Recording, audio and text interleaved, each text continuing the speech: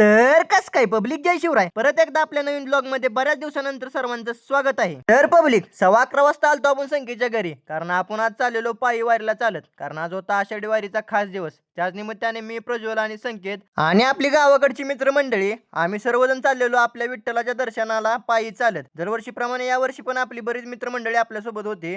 त्यानंतर आपण पोहोचलो गावात. गावात पोहोचल्यानंतर थोड्या वेळ मित्रांची वाट वगैरे बघितली. तेवढ्यात आला आपला पृथ्वीराज अवतडे. तेवढ्यात बघतो तर काय, प्रज्वल पाटीलला लागलेली झोप. अरे भावा म्हणलं, आपल्याला अजून लांब जायचं आहे, तू तोपर्यंत झोपायला लागला.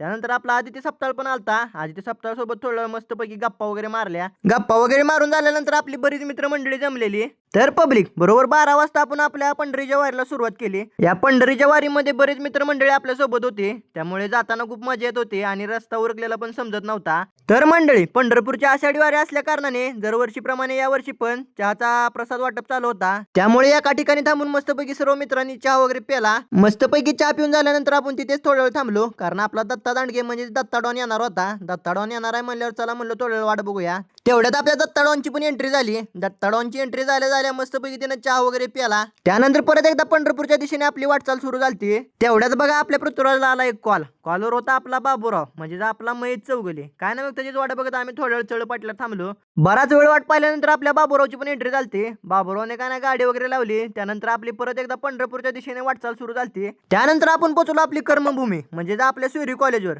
स्वेरी कॉलेजवर पोहोचल्यानंतर आपण तिथे थोडा वेळ आराम वगैरे केला. आराम करायला काय ना, आपली मित्रमंडळी लगेच तयारच असते. तेवढ्यात आपलं वाघ कसं मागं हळूहळू चालतच येत होतं. त्यांना म्हणलं चला पटापट, म्हणलं अजून खूप लांब जायचंय. तर मंडळी, आजच्या ब्लॉग मध्ये एवढंच. भेटू उद्याच्या एका नवीन ब्लॉग मध्ये. आणि उद्याचा ब्लॉग एवढा खतरनाक असणार आहे ना, त्यामुळे उद्याचा ब्लॉग बघायला विसरू नका. तर चला मग भेटू उद्याच्या एका खतरनाक ब्लॉग मध्ये. रामकृष्ण हरी.